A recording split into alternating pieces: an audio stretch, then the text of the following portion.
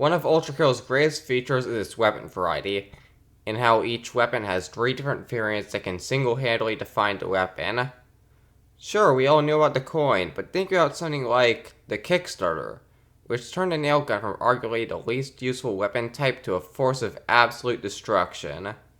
However, out of all the base weapons in the game, there has been one that has been severely neglected in terms of discussion and general use.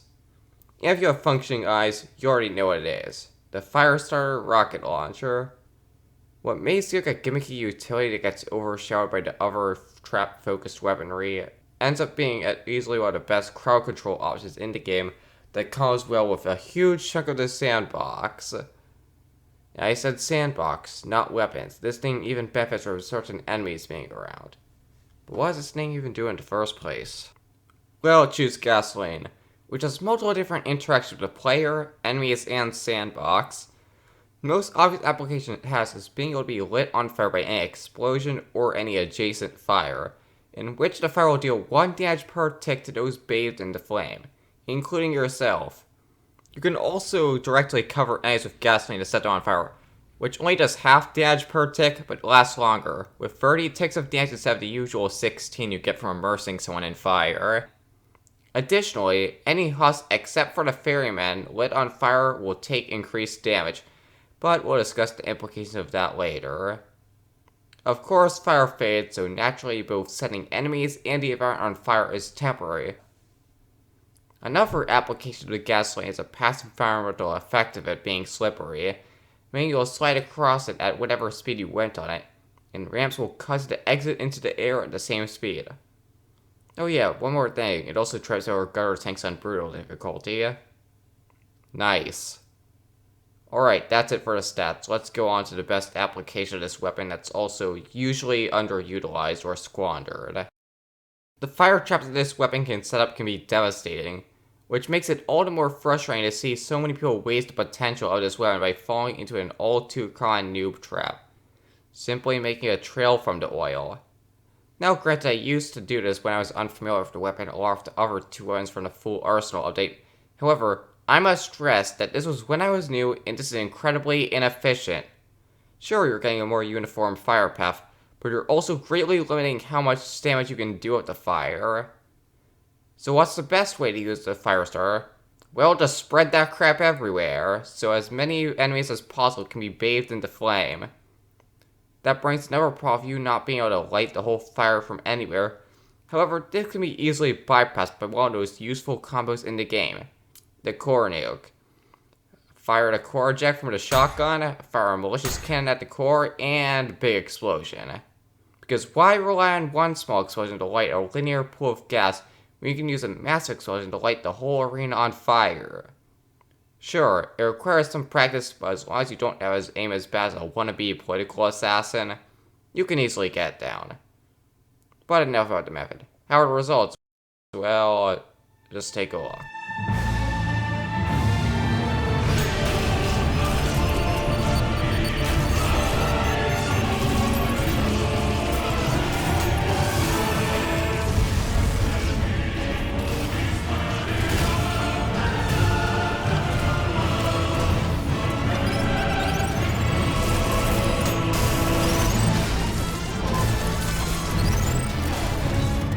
Yep, that's a fine burn in hell.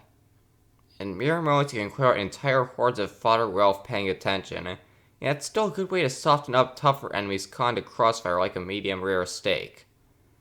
To give perspective on how much damage it can do, a sentry that stays in the fire for the entire duration just gets completely cooked before it can fire around at you. The only targets that are completely safe from a massive fire are malicious faces, but then again, those are easy picking, so just kill them how you usually do. Now, during all this, you're probably asking, don't these traps damage you? Yes, but unlike most enemies, you have incredible vertical mobility, so you're good at rocket riding and general air movement. You can easily bypass this downside by just sticking to the air while everything below you gets consumed by the flame. Additionally, by dashing and then immediately sliding, you get increased iframes to safely traverse the flame, so ground movement isn't even a problem either. So that's the basic utility of fire traps explained. So how do you even set up these massive pools of fire in the first place? and when's a good time to do it. For the setup, the best way to prepare a fire trap is to simply go high up in the air by wall jumps, slam storage, or rocket riding and just spray gasoline everywhere. As for the when, it's mostly good in arenas that give you a bit of time before the encounter. Examples of this include this section in 6.1, this part of 7.3, and the final battle in 7.4. Basically, if you've got time to cover the arena in oil, now's your chance. As for actually lighting the thing, you can just core nuke and set everything on fire most of the time. However, sunset the enemies will just do it for you. That's right, most of the residents of Hell are bigger pyromaniacs than you are, with the usual suspects being the Cerberus with their orb drill, Moses Phase with the laser you stole from, Hideous Bastards with their aptly named Hell Mortars, and idols just blowing up. I don't know why this works, but it does. If you need to get this party started but don't have the skill or resources to pull an Oppenheimer, may I remind you that half of your arsenal comprises of explosives. However, this is just talking about regular levels where the terrain is usually a lot more vertical and generally tricky to get a lake of fire going. In the cyber grind, the Firestarter becomes significantly better, because not only do the layouts usually favor this weapon, but also because any oil from a previous wave stays, meaning you can continually set up more gasoline until you're at a point when you can just set the whole stage on fire. Also, there's no ceiling, so you just make it rain gasoline because the weather of hell wasn't painful enough. In other words, fire traps are really good and applicable in a lot of situations. So what else can this thing do? Let's go back to the slippery properties of gasoline for a second. No, I'm not talking about in any mobility sense, as that's mainly can't compare to everything else Ultrakill has to offer, although sometimes it's pretty fun. Instead, we're talking about opportunities to get free parries on gutter tanks. If you ever need to take down these things, just freeze the rockets, get really close, place down some gasoline, and congrats. Now you can easily do a lot of damage to them and restore all your stamina and health.